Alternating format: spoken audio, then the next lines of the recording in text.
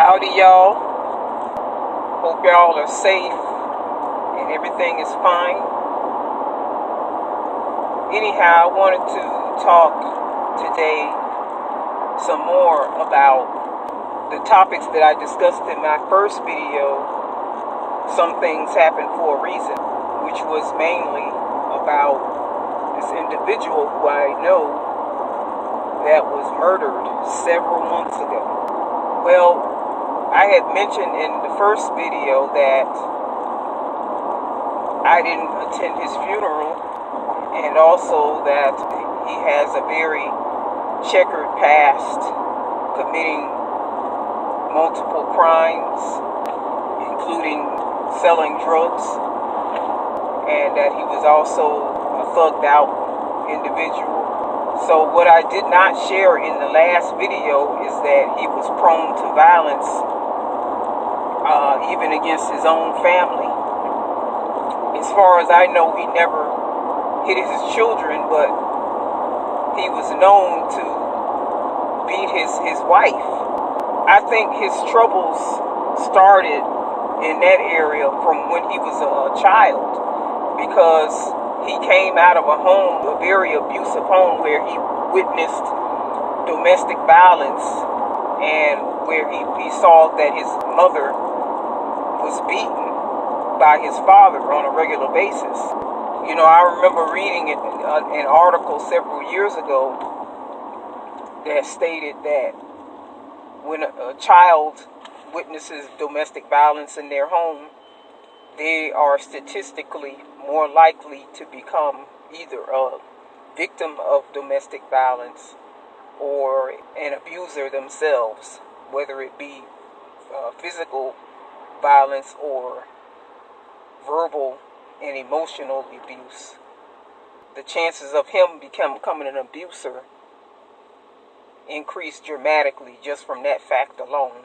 Usually when a person grows up in an environment like that, they have certain subconscious beliefs that make them more prone to be either a victim and or an abuser. I began to realize that he was in trouble when I had heard that when he was around about age 17 or 18, he got into a verbal confrontation with his own grandma and started calling her out of her name and then shoved her to the ground.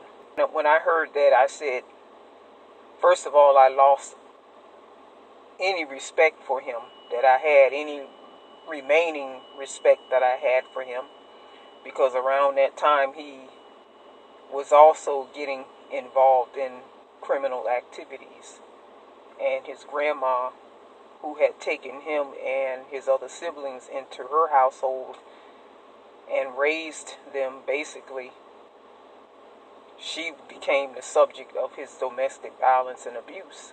Mind you, if she was an uncaring person, she could have just let them go into the foster care system, since she decided, to take them into her home, because she knew that both of their parents weren't capable of taking care of and raising their children.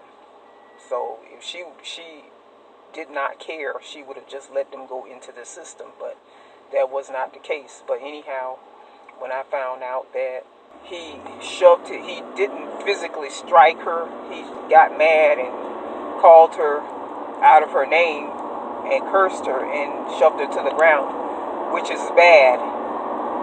It's still bad and it's still disrespectful. But that to me was the moment that I lost all the remaining respect that I had for him, any smidgen of respect for him. It also was the moment that I knew that he was in trouble if he did not change his ways. I knew that basically his days were numbered, and that he would not have a long life, seeing as though he struck or shoved a mother figure down to the ground, and someone that he descended from. That's, to me, it's like a person who does that is inviting curses into their life and bad luck. On a side note, since we're talking about the subject of domestic violence, I had did a prior video several months ago after the death of XXX Tentacion, and I was talking about how some people on the internet were saying that they are glad that he died, and I took the stance that they were wrong for saying such things about him.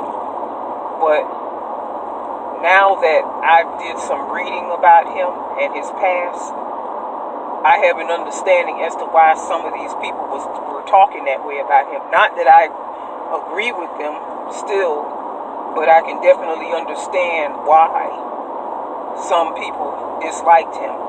And that's because I had read that he beat up his pregnant girlfriend, and then I saw pictures on the internet that, of the aftermath of the abuse, and she looked like hell, like he seriously brutalized her. Any man that would put his hands on a woman, especially a pregnant woman, my goodness, that's a weak-minded ass man. That's a punk ass man. It just shows that he's straight up, to me, a loser. For him to beat a pregnant woman, especially a woman that's pregnant with his child, that speaks volumes about the type of person that they are. Now I understand why, and on top of that, he also said a lot of negative things about black women, which I'm not going to get into. So I understand why he attracted that level of negativity. Part of the reason why he attracted that level of dislike and negativity. And again, I believe that when a man or a person does certain things, especially when it involves violence towards another individual unwarranted, it invites curses into their life. Let me get back to the point about this individual who I call Eric. I realized back when he shoved his grandma to the ground that he was basically cursed if he did not find a way to redeem himself and get help and repent of his ways. Several years after that, he ended up meeting this woman who is from another country, and they got married and had a child. I don't know at what point the abuse began in their relationship, but at some point he started beating her. And I think that she should have left him, because unless an abuser or someone who's prone to violence seeks psychological help, then most likely they're not going to change, because they don't have any self-control. And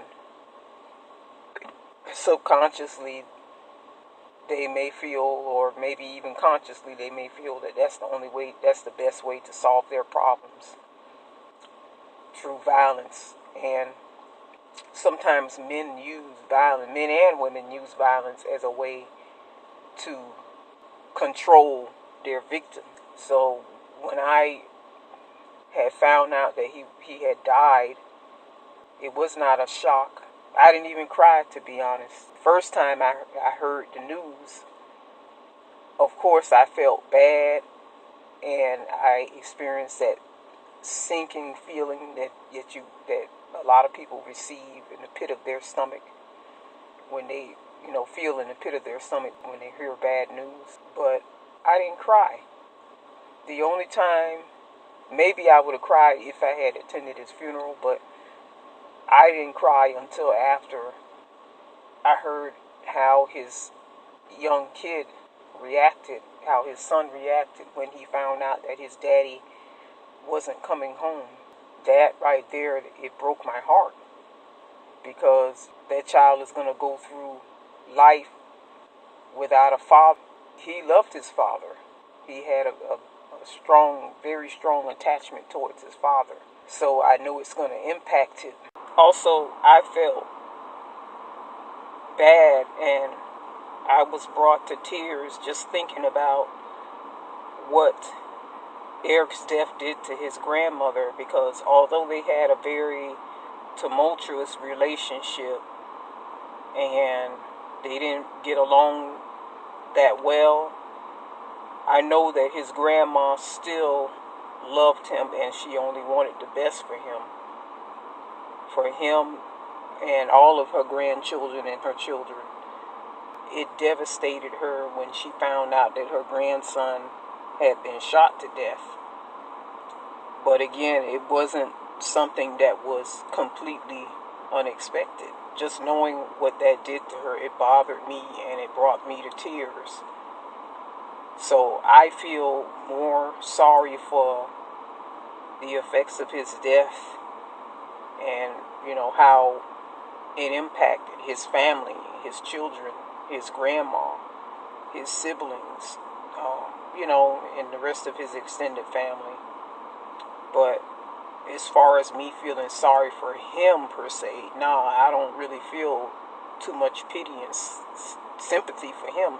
I feel empathy for him because of me knowing his background and being aware that he is merely a product of his upbringing. He came from a dysfunctional family, and also he's a product of his dysfunctional neighborhood and environment. So I think I'm going to end the video here, and I will continue in another video.